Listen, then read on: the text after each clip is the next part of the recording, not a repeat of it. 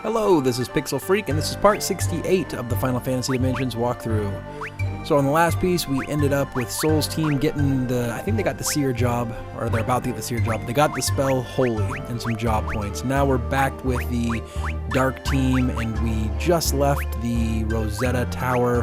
We now have the ability to understand, or are about to have the ability to understand the Lufenians and know what's going on with them. So we're going to head back to Lufenia and talk to the lady in the cellar and figure out what's going on here.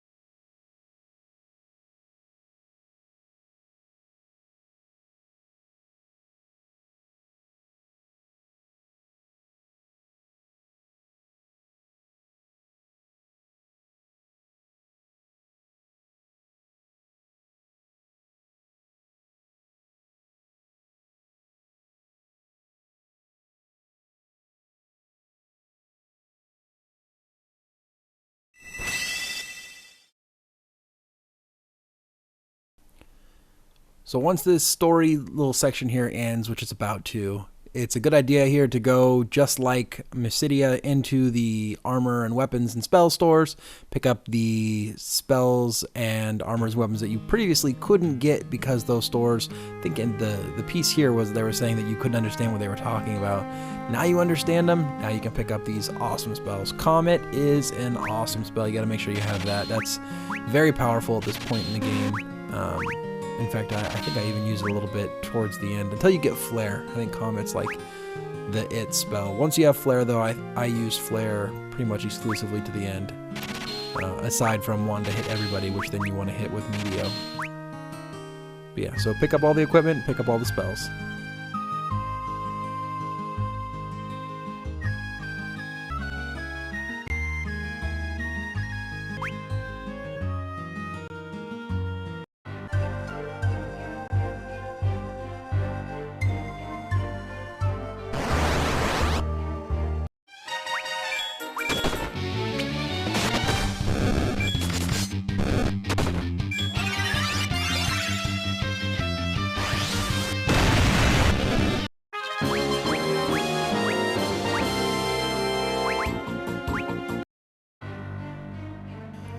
So here we're on our way to Barrier Grove, but this is just a pit stop on our way to the Lufenian ruins. Now here, a quick little blurb about what's going on. They have a little dialogue here. But then once you go in through this forest, know there's quite a few little items on the way here. For how small this little forest area is, there's a decent amount of items. There's probably like 3 or 4. Make sure you pick them all up and then head on your way. Once you get on the other side of this forest, there's definitely room to heal up, use a cottage if you want to, or save. Actually, I wouldn't recommend using a cottage, because once you get in the temple, one of the first things that's in that temple of the Lufenian ruins is a tablet that allows you to heal yourself up. So know that that's there and prepare yourself, because the Lufenian ruins, it's a little bit longer of a dungeon.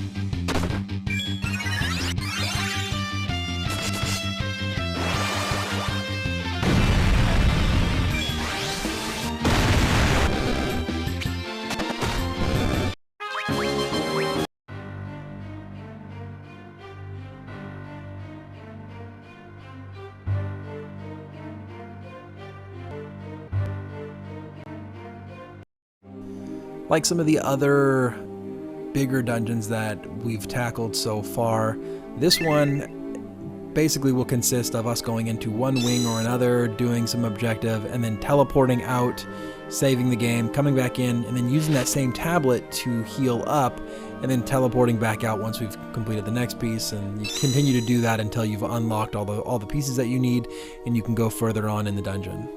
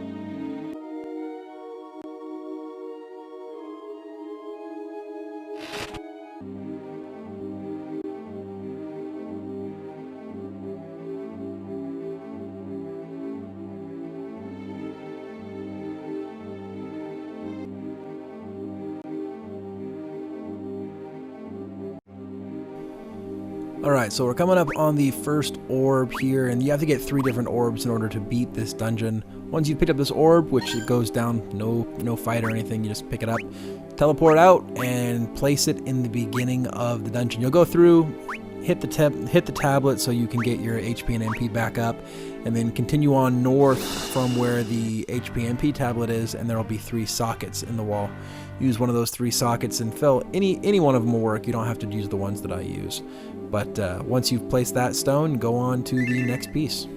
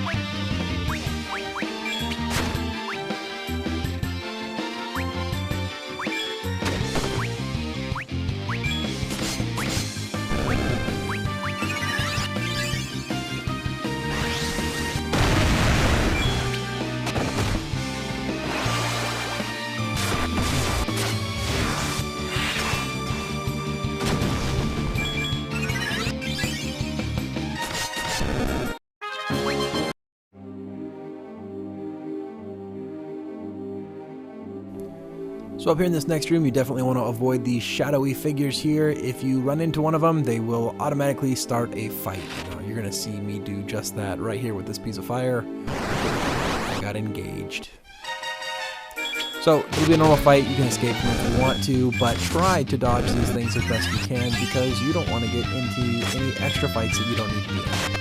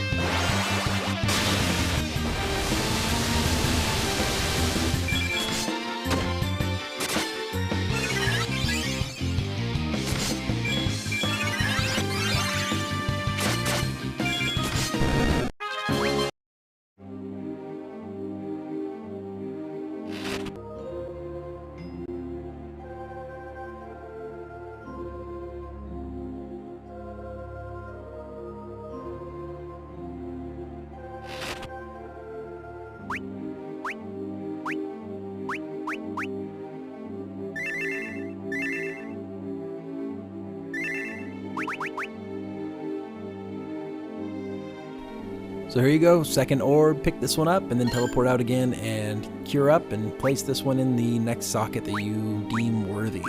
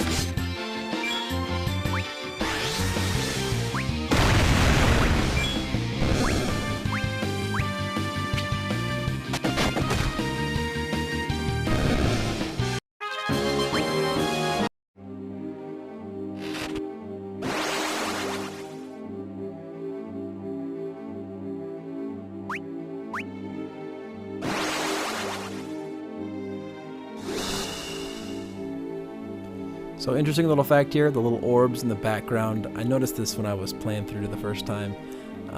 Those orbs are actually the sprite that's used in the original Final Fantasy IV as the defense mechanism for the giant. When you go into the giant, I think you start out in the mouth, and then you end up like going into the feet or into the heart or something like that. But there's the boss of that particular dungeon, which is very late in the game, is, I think it's one big one and two little ones, or it might be one big one and one little one.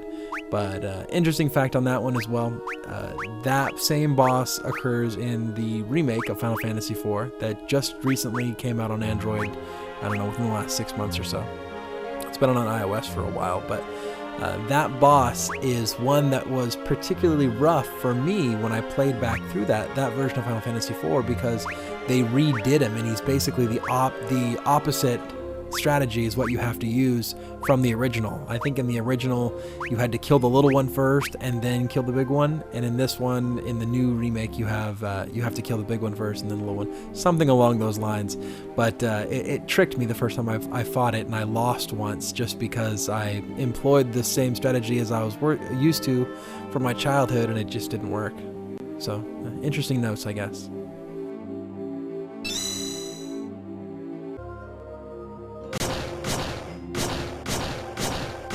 So the boss of this dungeon is the last summon for the Warriors of Dark summoner. Anyways, I think I could probably said that a little bit more awkward. Anyways, it's the last summon that's exclusive to the Warriors of Dark. And Diablo. He's actually kind of a pain in the ass too, and you'll see my strategy that I used here was probably not the best one. I would highly recommend that you have at least one white mage.